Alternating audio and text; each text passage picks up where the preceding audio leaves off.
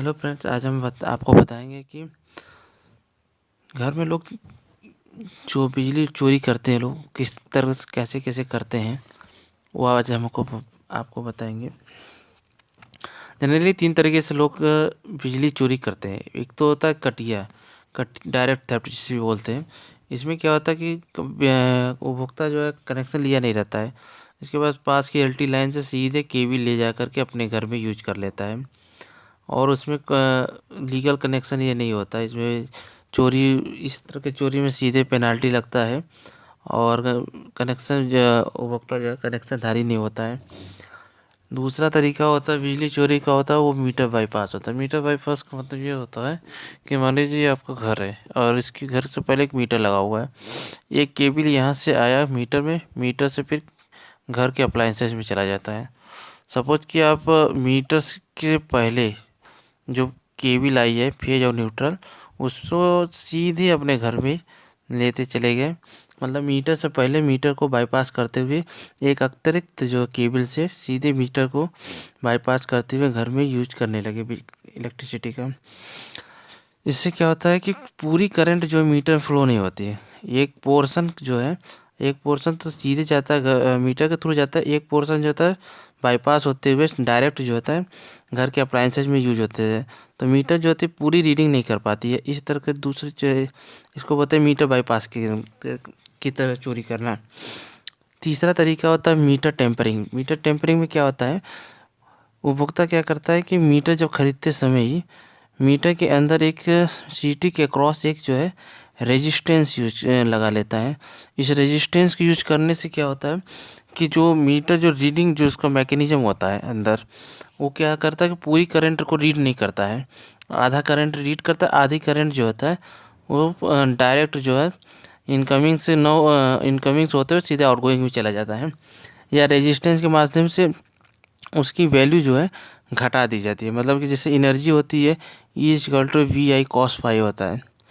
तो इसका मतलब ये होता है कि वोल्टेज या करंट में से रेजिस्टेंस लगा करके, रेजिस्टेंस मतलब अवरोध, इस तरह से कुछ रेजिस्टेंस एक होता है, इलेक्ट्रिकल रेजिस्टेंस होता है, उसको रोक करके इसकी या करंट की किसी एक की वैल्यू जो होता है ये इसको कम कर देता है। मतलब रेजिस्टेंस V या I में से किसी एक की वैल्यू को कम करता है, जिसकी वजह से ये मैकेनिज्म जो होता है वो रीडिंग जो है कम पड़ता है।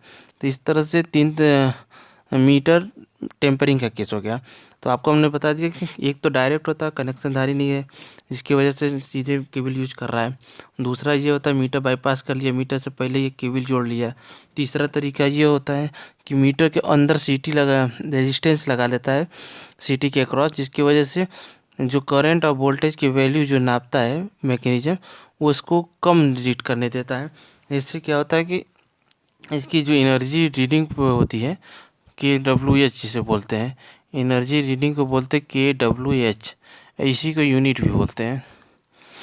तो ये यूनिट जो होता है ये कम हो जाती है। तो अब इसमें ये हम आपको बताएंगे आज कि अगर से आप कोई उपभोक्ता या कोई व्यक्ति जो है बिजली को चोरी करते हुए पकड़ा जाता है, तो वैसे केसेज में पेनाल्टी क्या होता है, कैसे लगता है, उसके क्या क्या तरीके होते हैं, वो आज हम आपको बताएंगे। इसमें पेनाल्टी में जैसे इस वैसे तो अलग अलग विधा के लिए अलग अलग कनेक्शन हो, मतलब पेनाल्टी होता है। जैसे घरेलू है, कमर्शियल है, इंडस्ट्रियल है, इन सबों के लिए अलग अलग रेट डिसाइड होता है। लेकिन आज केवल हम घरेलू का एग्जाम्पल लेकर के बताएंगे इसकी कैलकुलेशन कैसे करते हैं। सपोज कि कोई व्यक्ति जो है बिजली चोरी में पकड़ गया, घर पे डायरेक्ट चोरी कर रहा था, मतलब ये वाले जो तरीका है इसमें डायरेक्ट कटिया लगा के यूज कर रहा था। तो वैसे केस में क्या होता है, तो उसकी पेनाल्टी में दो पोर्शन होते हैं। एक को बोलते हैं समन, दूसरा होता है असेसमेंट। समन होता है जो कोर्ट की फीस होती है, और इसमें कम नहीं किया जा सकता है। मीन्स इसका कोई कैलकुलेशन नहीं होता, सीधे जो है लोड पे डिपेंड करता है। सपोज कि 2 किलोवाट का आपके यहाँ टोटल जुड़ा हुआ लोड मिला है, तो 2 किलोवाट के हिसाब से इसका जो रेट होगा 2 × 4,000 8,000 रुपया इसका समन शुल्क होगा। अगर 3 किलोवाट तो 2 × 4,000 12,000 समन शुल्क होगा, मतलब पर किलोवाट 4,000 के हिसाब से इसका समन शुल्क होता है। इसी तरह अगर से कमर्शियल है तो 10,000 रुपया पर किलोवाट समन शुल्क होता है, और इंडस्ट्रियल है तो 20,000 रुपया पर किलोवाट समन शुल्क होता है। इसके बाद आता है असेसमेंट पोर्शन। समन हो गया, अब असेसमेंट जो होता है, जो बिजली विभाग का जो एनर्जी आपने खर्चा किया, बिजली चोरी किया है, ये तो हो गया आपकी जमानत शुल्क, एक तरह से कह सकते हैं, कोर्ट का फीस कह सकते हैं, ये होता है। दूसरा होता है जो आपने एनर्जी यूज कर लिया है उसका पैसा असेसमेंट कहलाता है। असेसमेंट के लिए एक फार्मूला होता है LHFD में जो होता है, यदि आप घर में अगर बिजली चोरी किए हैं तो उसमें जो फैक्टर्स होते हैं LHFD, L means load, H means hours, F means factor, D मतलब days, load hours factor days. तो अलग अलग मतलब विधा के लिए, टैरिफ के लिए, जैसे घरेलू है तो 0.3 रहेगा, F कमर्शियल रहेगा तो 0.5 रहेगा, इंडस्ट्रियल रहेगा तो 0.75 रहता है। इस तरह से F के अलग अलग विधा के लिए अलग अलग होता है, बाकी सब चीज़ें एक होता है। तो 2 किलोवाट घरेलू की डोमेस्टिक जो अगर बिजली चोरी में अगर पकड़े जाते हैं तो उसका कैलकुलेशन असेसमेंट का होता है load into hours into factor into days. 2 kilowatt 24 hours 0.3 factor 365 दिन के हिसाब से 5256 यूनिट, 5256 kWh, ये यूनिट, एक kWh का 1 यूनिट बोला जाता है, तो 5256 यूनिट हुआ।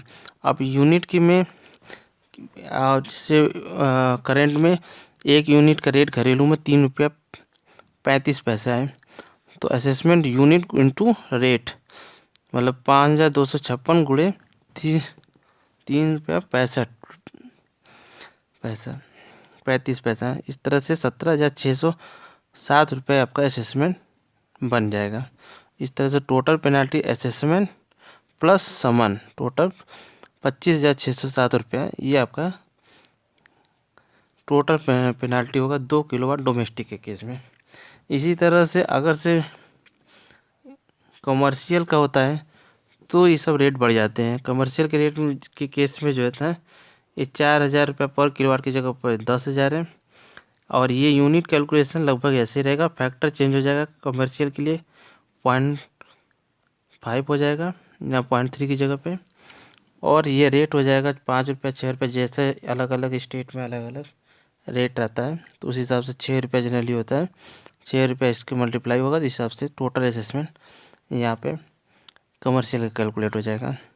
इसी तरह इंडस्ट्रियल के केस में ये 20,000 हो जाता है पर किलोवाट, 2 किलोवाट का मतलब 40,000 रुपया, केवल समन शुल्क 40,000 हो जाएगा।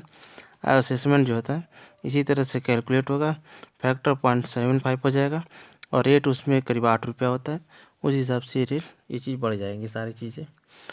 तो इस तरह से बिजली चोरी के कितने तरीके होते हैं, लोग कैसे करते हैं, और उसकी टोटल कैलकुलेशन कैसे किया जाता है, ये पूरे तरीके हैं। धन्यवाद।